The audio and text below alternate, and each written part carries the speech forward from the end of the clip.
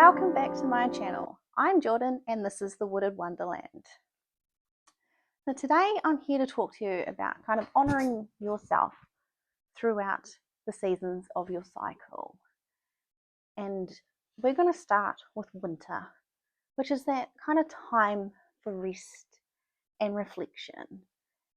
Your energy levels here are at your lowest, and it's when you kind of naturally tend to pull out the journal and start pouring out all your feelings, because you've probably been irritable for the past week and tired, and things just don't always go right.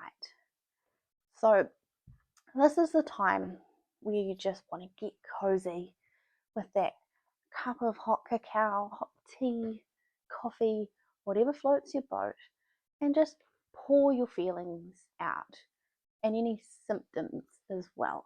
It's always good to track your symptoms. So to nourish yourself during this time, you need to really focus on the iron-rich foods and increasing that bioavailability of all of that as well. And so, it doesn't necessarily have to come from meat. There are plenty of plant-based iron sources, but making sure you pair it with plants of whatever floats your boat. Leafy greens are really good, and that will help you absorb it all better, because you're about to, or starting to already lose blood. And someone like me who is anemic, it's really hard to kind of keep on top of that. And so sometimes supplementation might be necessary, and that's when it's good to be paired with your leafy greens and things that contain vitamin C, because that helps the absorption of iron. So always talk to your doctor about that kind of stuff, because you can actually get toxic high iron levels. But if you find that you are fatigued and you just can't function, you've got pale mucous membranes like in your eyes, in your mouth and things, then it could be worth visiting the doctor. Another useful little tip around the iron is things like coffee and tea and calcium hinder the absorption of iron and vitamin C. So it's good to not have tea and coffee and things like that when you're eating your meals or taking any supplementation. So moving on, actually, we're going to talk about teas. There are many different tea blends and things and herbs that can help with cramps, the inflammation that comes with it all, the fatigue, and your general well-being. And I will do a whole video, I think, on different herbs that can help. And in my free course, I will be talking about some as well. But teas and herbs can really, really help. But again, it's always good to talk to a professional about any contraindications and kind of doses, I guess. But having just a few different culinary herbs in your diet, whether it's made in tea form or in your meals, can really help, even just subtly.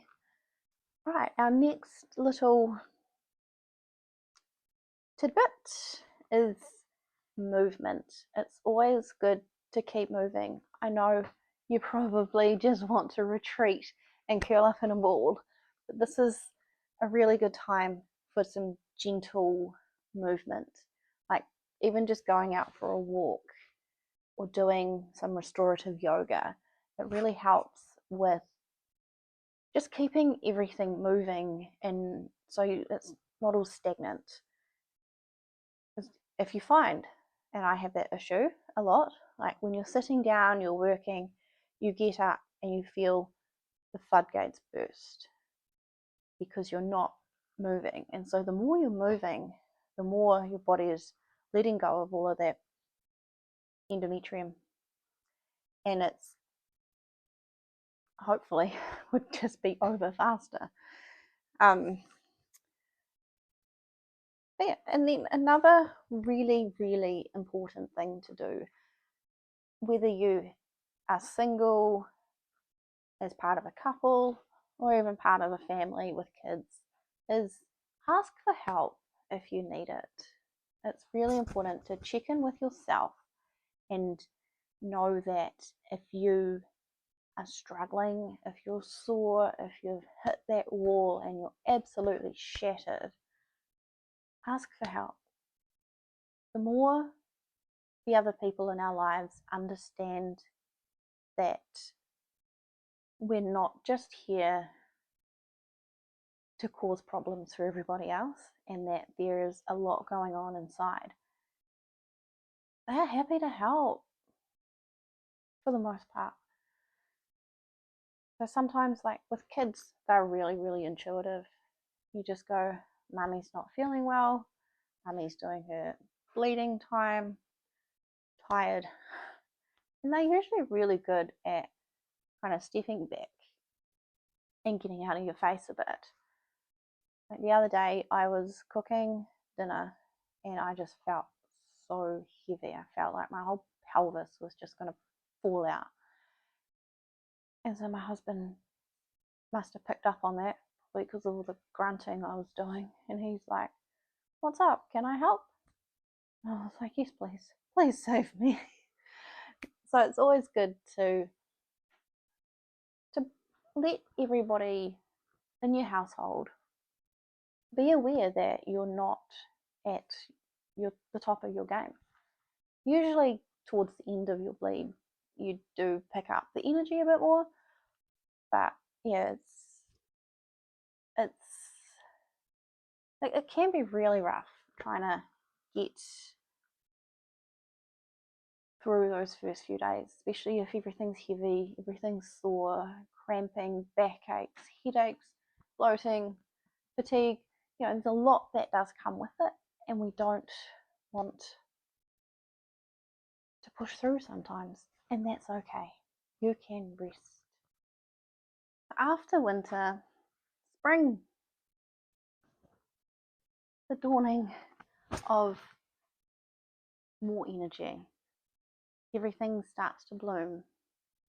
And it's funny because we're actually coming into spring now and things are starting to bloom outside and it is glorious. So this is the time where your energy starts to increase and you feel like you can start tackling more. You're more tolerant of everybody and you can then, what's the word? You can start kind of building up that momentum as the energy levels go up and up and up. And it is hard for some people like me with that low iron.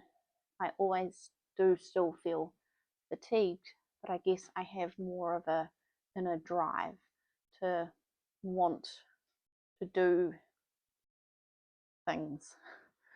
So this is kind of where I plan a lot of stuff or even action some stuff.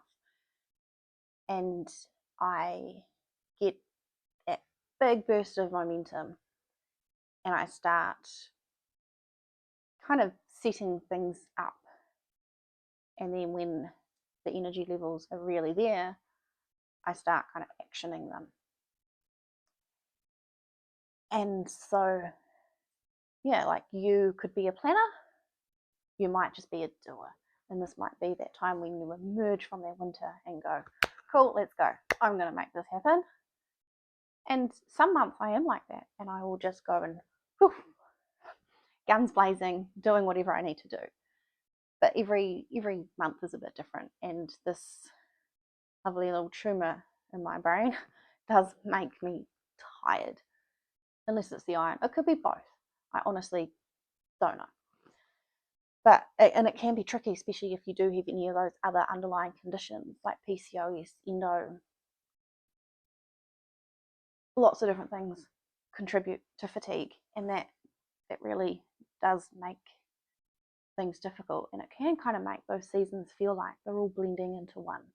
You just kind of have different levels of miserable, and that's where, you know, I'm here to try and support everybody through that.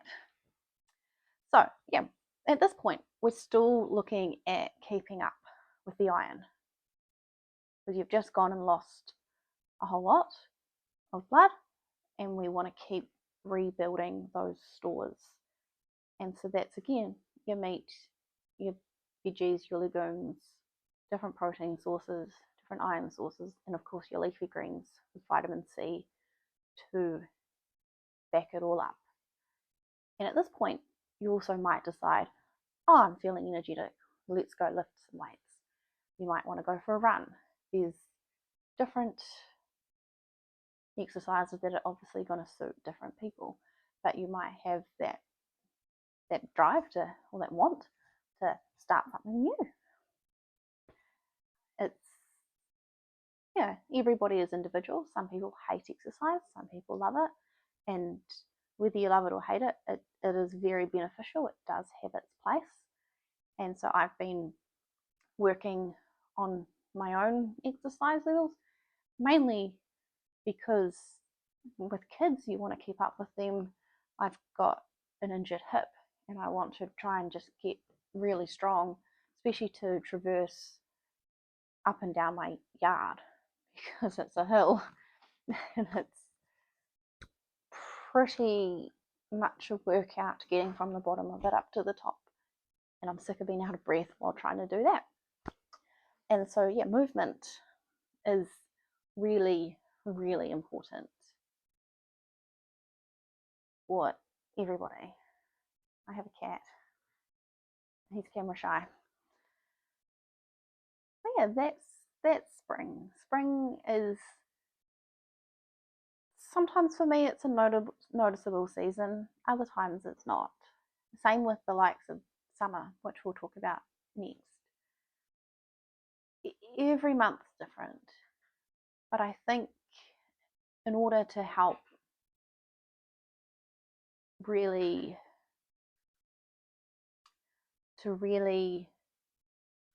utilize the energy levels in the seasons, I think really looking after yourself from the inside out is really going to be beneficial. And this is a journey that I'm going on with all of you.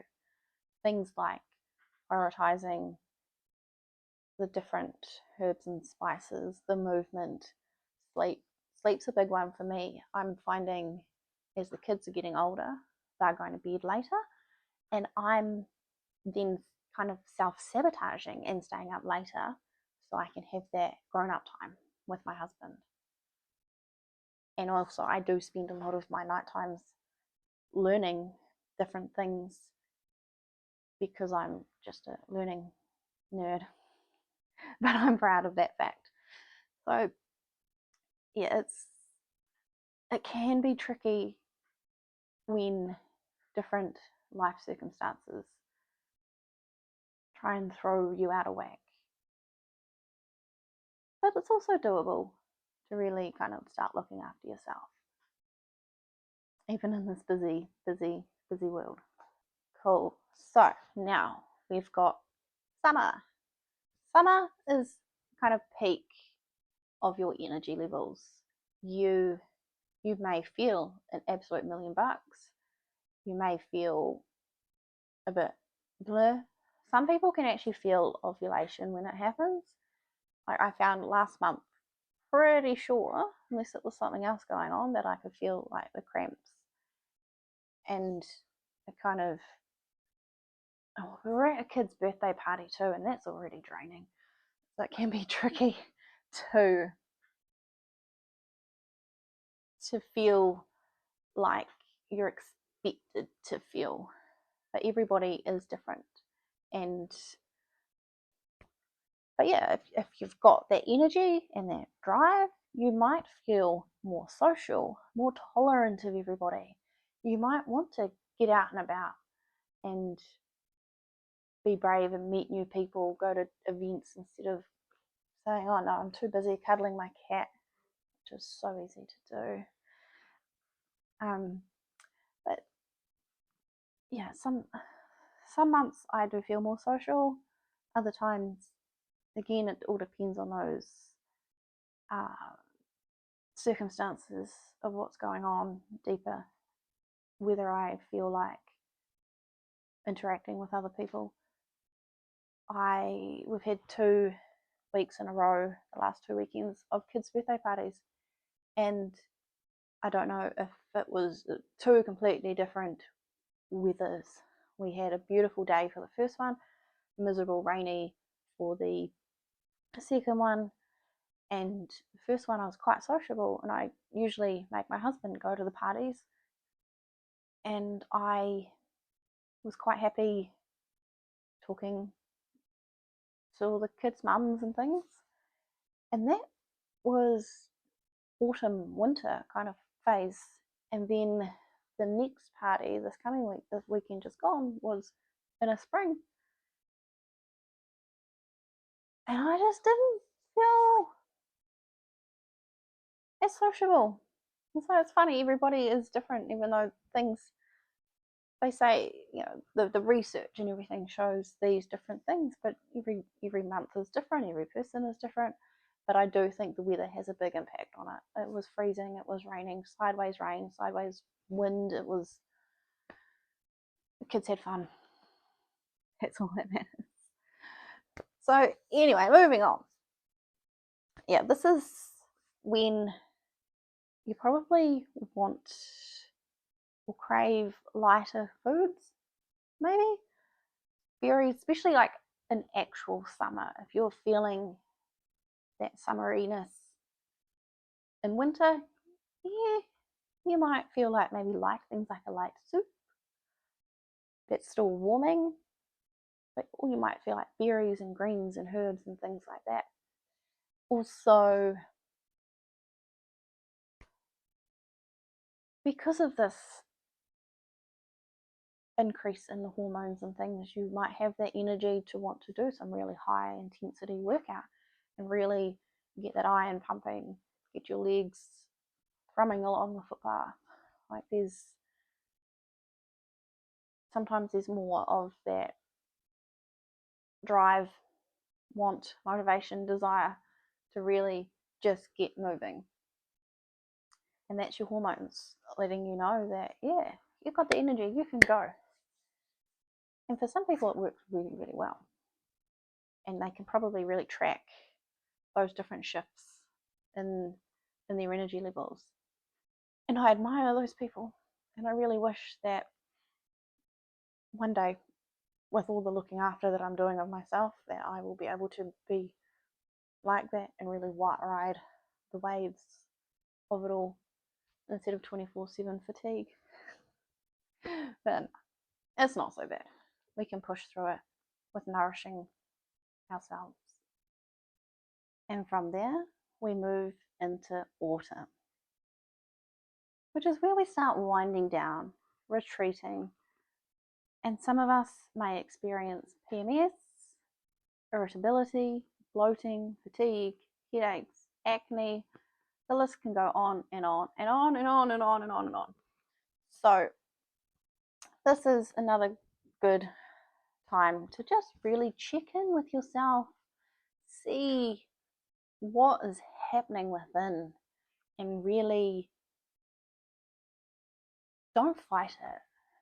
If you're tired, have an early night, have a rest on the couch, read a book, watch some crap on TV. There's so many ways that you can look after yourself during these inner cooler months. And one of my favorite things to do is grab a nice hot drink, cuddle a cat, read a book, just curl up in a ball with a blanket, heat pad if I'm cramping. There's so many different ways to really nourish yourself. One thing that I go through though, and it makes the heat pad tricky, is I get hot. I don't know if I'm starting to go through perimenopause yet. There is a bit of a history with early onset in some of my family, but my mum was fairly normal, so I'm not sure, but I get some nights leading up to my period, I will get hot flushes at night in particular, miserable at night, and it would be middle of winter. I've kicked off all the blankets, I've got the fan on, and my husband's like, it's cold, why are you doing this? Poor thing. So yeah, but it's that time where you can again reflect. It's also another good time. Some people like to plan during this low time and get ready to action it in that spring and summertime. Some people, and I've noticed I do it, tend to go into like nesting mode, almost like, you know, in that period before you're about to have your baby and you start nesting. Sometimes I think that might be due to the fact that you have to get everything ready, but during your ebb and flow of your cycle, sometimes you might just get this urge to go when something just annoys you so much that you decide to rip it all apart, change it, organize it, things like that. Like with having kids, this house is always chaos, and there'll be a point where I just snap, and I'm sure if I keep track of it, it would always be in that autumn time where it just gets so overwhelming that my brain goes into overdrive and goes, organizing time, we need to fix this, we need to fix this, we need to find storage solutions for this, I need to change this. Like there is a video coming, but I completely autumnized my pantry. I looked at it and went, I'm so over this, it's a mess, it's ugly. I ripped it all apart, painted it, made it pretty, and now I look at it and I have that sense of calm. It's probably one of the most calming rooms in my house. And there are other areas that are annoying me, but we're not quite at that level of overwhelm just yet. But yeah, that in autumn time, it does really, for some people, have that kind of switch where that overwhelm just gets too much and you have to release it somehow. And that could be writing in a journal, it could be tearing out something and redoing it, getting organized.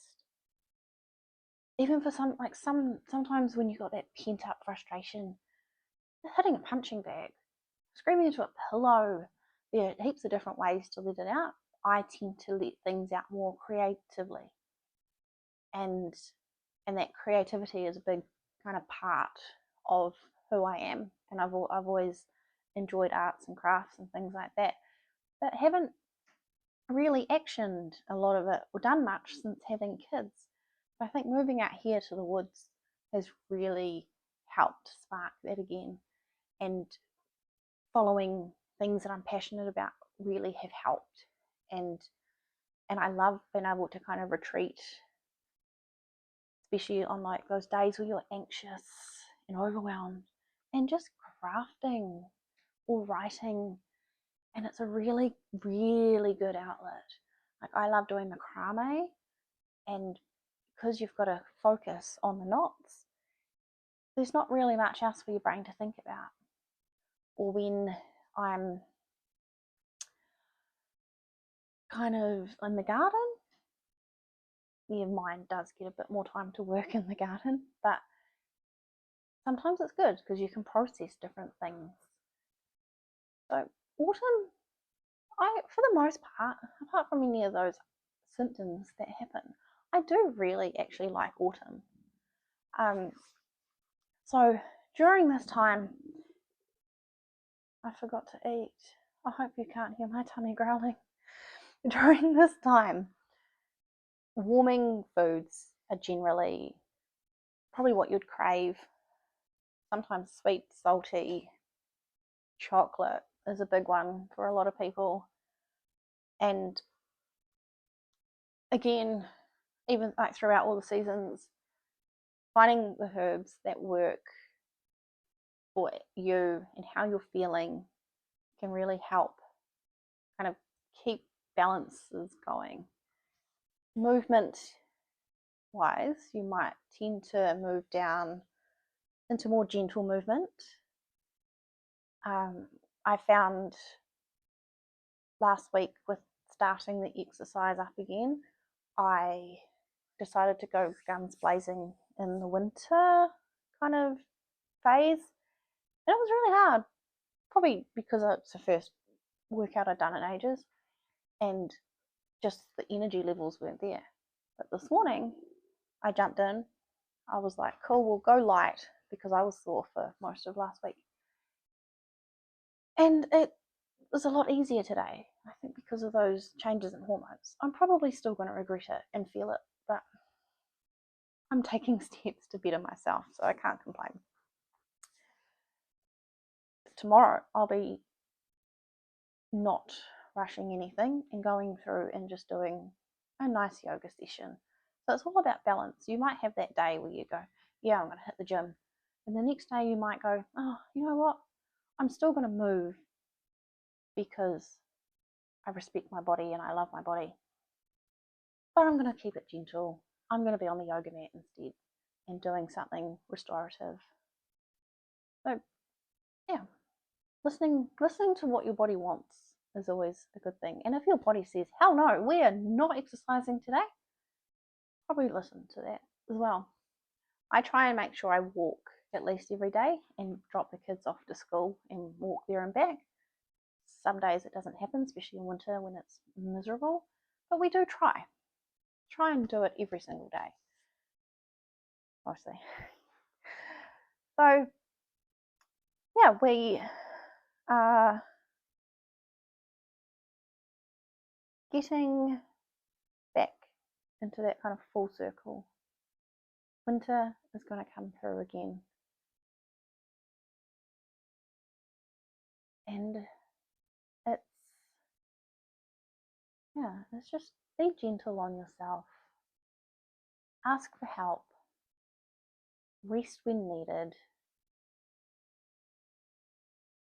and even if you just take some time in any of these phases, any day, and just take some deep breaths and go and connect within and go, what does my body need today?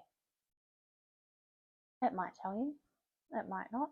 It might take a bit of practice to really get in tune with what is going on. But hopefully, the more you sit with yourself and reflect, track, journal, nourish yourself, get some good sleep, hopefully incorporating different things, you might be able to hear what your body's saying to you. And it's a journey we can go on together. So, with that being said, thank you for stopping by. If you liked what you saw, don't forget to subscribe so you can see more upcoming videos.